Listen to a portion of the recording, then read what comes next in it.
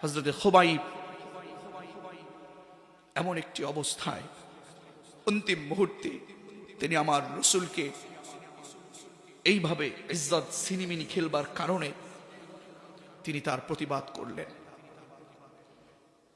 একটা কাফের এসে তার ডান হাতে আক্রমণ করছেন, এক আক্রমণে তার ডান হাত ছিটকে পড়ে গেছে। আল্লাহু আকবার।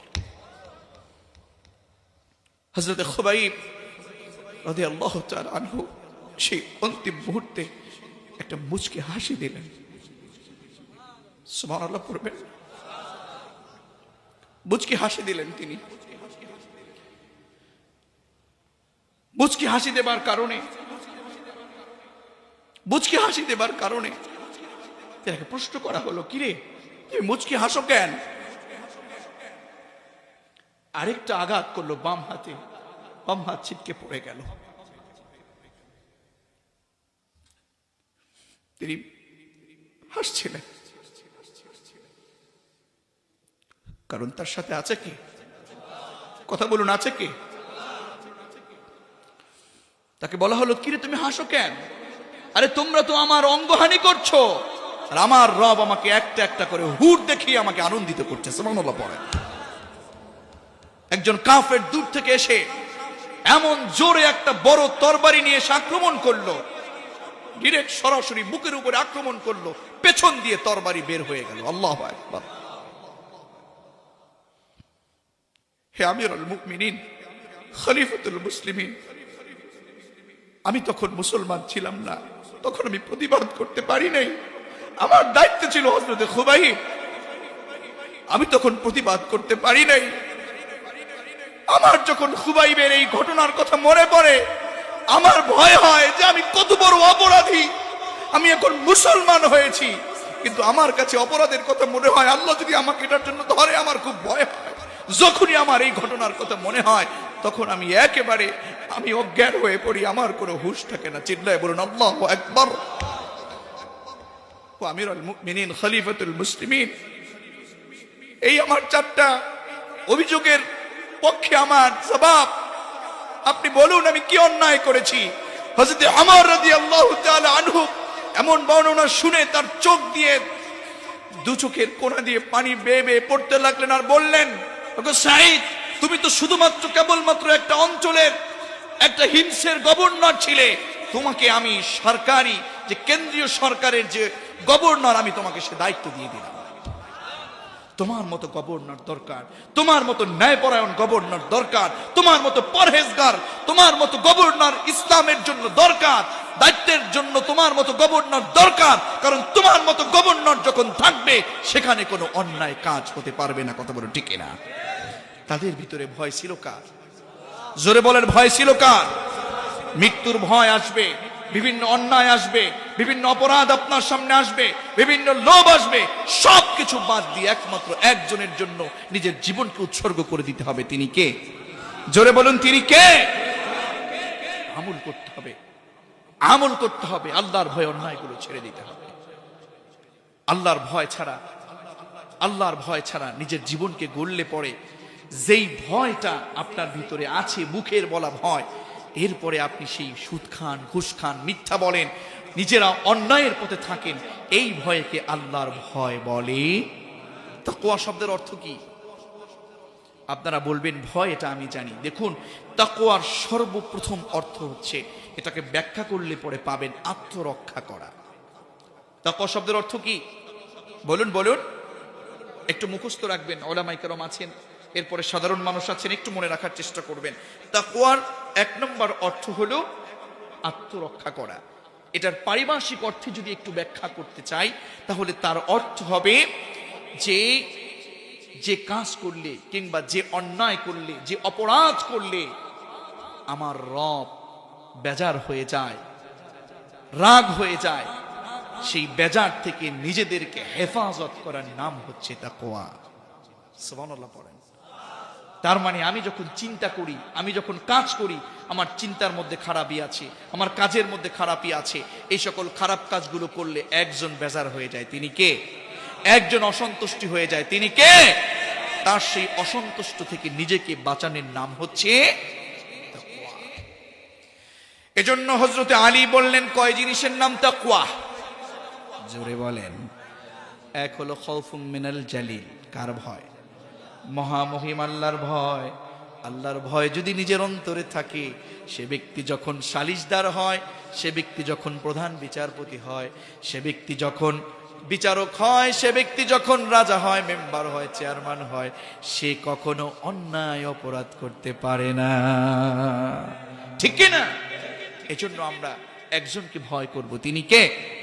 2 নম্বর হযরত আলী বললেন, 2 নম্বর তাকওয়ার নাম হচ্ছে ওয়াল আমালু বিতানজিল। আমি যে আমল করব, সে আমলটা করব কোরআন অনুযায়ী। কথা বলেন না কেন? আপনি যখন ভোরবেলা ঘুম থেকে উঠবেন, তখন আপনি প্রথম কাজ যেটা করবেন, পবিত্রতা অর্জন করে। কার কাজ? জোরে বলেন, আরো জোরে বলেন। আল্লাহর জমিনে থেকে, আল্লাহর রিজক খেয়ে, আল্লাহর জমিনে বসে আপনি আমি যদি আল্লাহর গোলামি না করে পৃথিবীর কোনো কাজ স্টার্ট করি, ওয়াল্লাহি আল্লাহর এই বেনমাজিকে আল্লাহ কখনোই আদর করবে, স্নেহ করবে, রহমত দিবে। এত সহজ না। রব আপনাকে বলেছেন সালাত আদায় করো। দেখুন, আমরা মুসলমান, আমাদের আনুষ্ঠানিক একটা ইবাদতের নাম হচ্ছে সালাত। আনুষ্ঠানিক ইবাদতের নাম কি? সালাত। যেখানে যত কাজ থাকুক, যুবকের যত খেলা থাকুক, যুবকের যত ব্যবসা থাকুক, যুবকের যত দায়িত্ব থাকুক, যুবকের মুরব্বীদের যত কাজ থাকুক, মা বোনদের যত কাজ থাকুক, যত কাজ আছে, যখন যুহর সালাতের আযান হয়ে যাবে, আল্লাহু আকবার, আল্লাহু আকবার, সবচেয়ে বড় কে? জোরে বলেন, সবচেয়ে বড় কে? তার মানে যুবক, হে আব্দুল্লাহ, হে হুসাইন, হে রাসেলের সাথীর ভাইয়েরা, তোমাদেরকে বলছি, আমার টাঙ্গাইল ধনবাড়ির মুসলমানেরা, আপনাদেরকে বলছি, আমার মা বোনদেরকে বলছি, আল্লাহু আকবার তাকবীর যখন দিয়ে দেয়, আপনার হাতের কাজটা যখন সবচেয়ে ক্ষুদ্র হয়ে যায়, তখন আপনার রবের জন্য গোলামি করা, আপনার জন্য আপনার রব তখন সবচেয়ে বড় হয়ে যায়। কথা বলুন ঠিক কিনা? আপনাকে রব পরীক্ষা করছে, আপনাকে আপনার রব পরীক্ষা করছে যে আমার গোলাম তার হাতের কাজটাকে ছোট মনে করছে আর আমাকে কি বড় মনে করছে। এই পরীক্ষায় আমরা উত্তীর্ণ হতে চাই কি চাই না? কথা বলুন, চাই কি চাই না?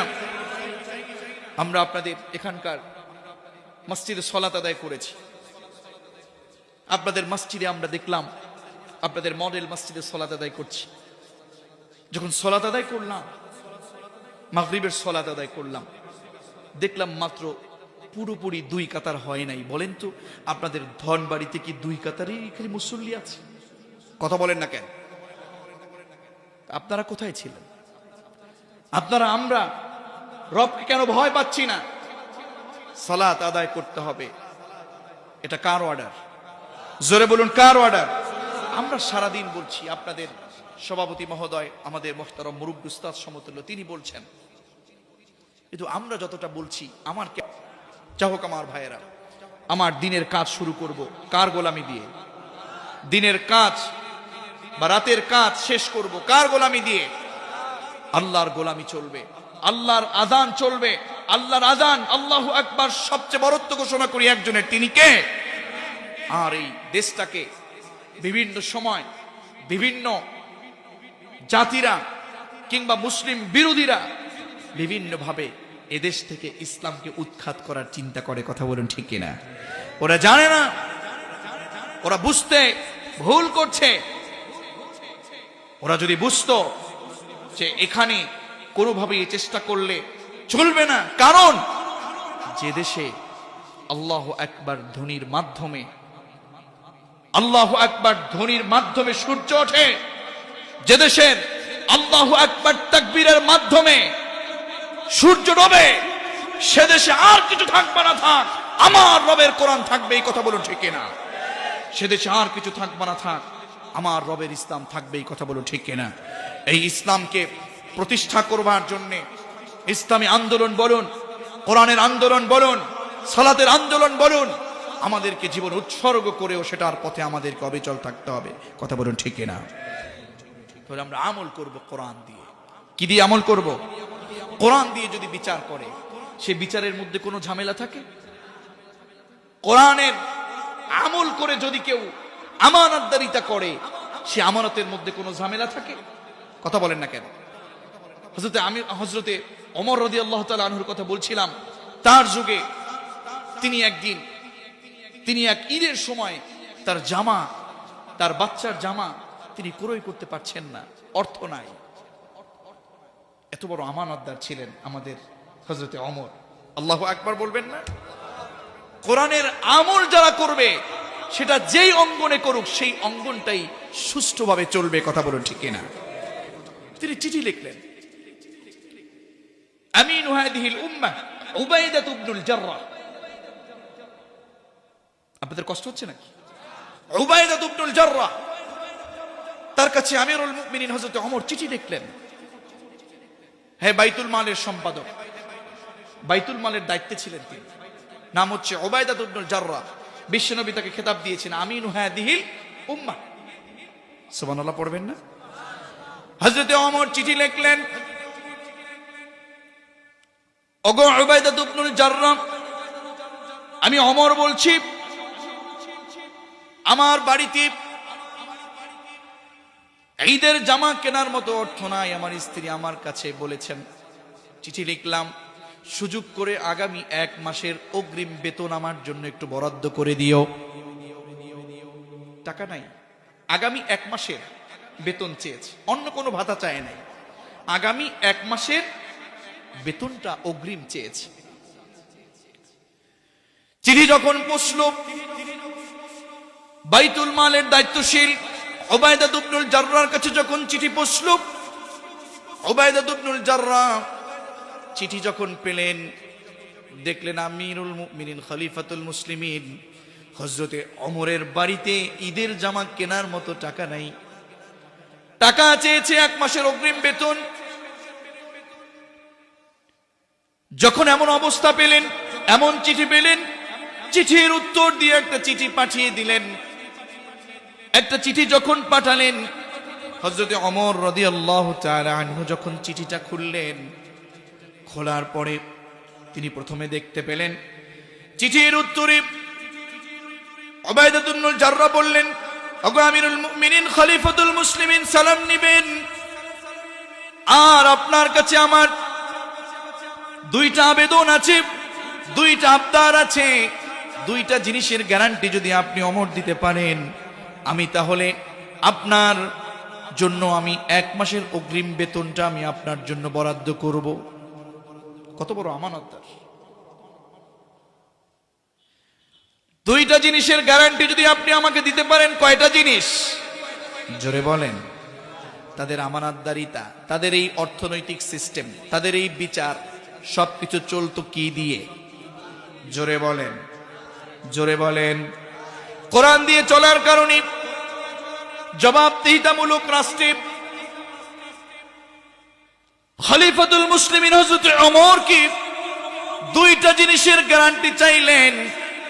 উবাইদা ইবনুল জাররাহ বললেন, ওগো আমিরুল মুমিনিন, আপনার চিঠি পেয়ে আমি কেঁদেছি, কিন্তু 2টা জিনিসের গ্যারান্টি চাই। 2টা জিনিসের গ্যারান্টি দিলে আপনার জন্য 1 মাসের বেতন বরাদ্দ রাখব। 1 নাম্বার গ্যারান্টি হলো, আমিরুল মুমিনিন খলিফাতুল মুসলিমিন, আগামী 1 মাস আপনি আল্লাহর জমিনে বেঁচে থাকবেন। এই গ্যারান্টি যদি আপনি ওমর যদি দিতে পারেন, আমি আপনার দেশের, আপনি আমার দেশের খলিফা, আপনার দেশের আমি বাইতুল মালের দায়িত্বশীল আছি। ওগো আমিরুল মুমিনিন, আমি আপনার জন্য 1 মাসের বেতনটা বরাদ্দ রাখব। যদি আপনি আগামী 1 মাস বাঁচবেন এমনটা গ্যারান্টি দিতে পারেন। আর 2 নাম্বার গ্যারান্টি হলো, আপনি আগামী 1 মাস আপনি দায়িত্ব পালন করবেন, আর আপনার এলাকার জনগণ, আপনি ওমর, আপনি আমিরুল মুমিনিন হিসাবে আপনি দায়িত্বে আছেন, আপনাকে আগামী 1 মাস আপনার এলাকার জনগণ দায়িত্ব হিসাবে আপনাকে আমিরুল মুমিনিন মেনে নিবে, এমনটার গ্যারান্টি যদি আপনি দিতে পারেন, আমি উবাইদা ইবনুল জাররাহ আপনাকে আমি 1 মাসের বেতন বরাদ্দ দেব। আল্লাহু আকবার। আমিরুল মুমিনিন খলিফাতুল মুসলিমিন চিঠিটা পড়ছেন আর আকাশের দিকে তাকাচ্ছেন, আর তাকিয়ে তাকিয়ে আল্লাহর কাছে দোয়া করছেন আর বলছেন, ওগো আমিনু হাদিহিল উম্মাহ, রাসূলের দেয়া খিতাব, আমিনু হাদিহিল উম্মাহ উবাইদা ইবনুল জাররাহ, তোমার মতো এরকম আমানতদার, বাইতুল মালের সম্পাদক, কোরআন দিয়ে যে ব্যক্তি আমানতদারিতা করো, এমন তোমার মতো একজন বিচারক আল্লাহ আপনার জমিনে যদি থাকে, আমাদের যে দেশে তার মতো এরকম আমানতদার থাকে, এমন আমানতদার থাকলে পরে সেই দেশে কখনো আমানতের খেয়ানত হতে পারে না। ঠিক কি না?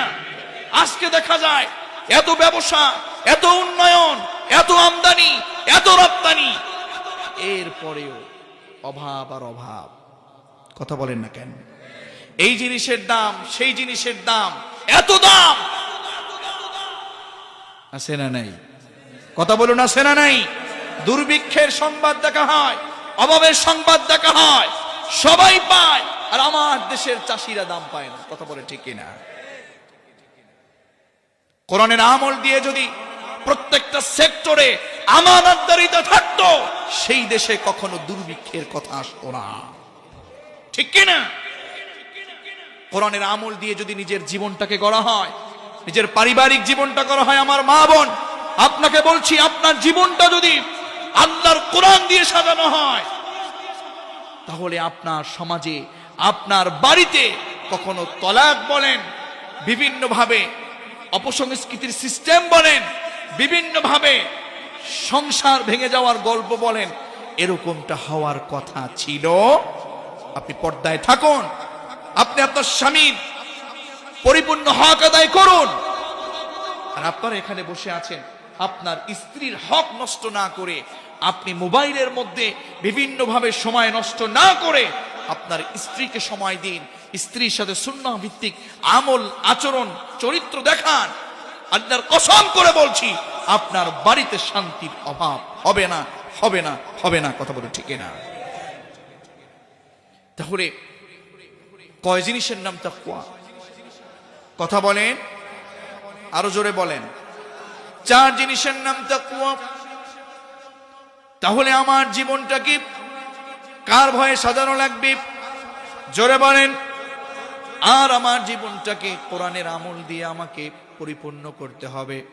সেটা যেই অঙ্গনই হোক, যত বড় বিপদ আসুক, আমাকে অবশ্যই একজনকে ভয় করে আমাকে কোরআনের আমল করতে হবে। কথা বলুন ঠিক কিনা? আপনি কোরআন দিয়ে যদি আপনি নিজেকে গঠন করেন, আপনার সামনে যত বড় নেতা আসুক, আপনার ভয় থাকবে। একই বিচারক, একই বিচারক, একজন তাবিঈ ছিলেন, 117 বছর তার হায়াত হয়েছে। 60 বছর পর্যন্ত তিনি বিচারপতির দায়িত্ব পালন করেছেন।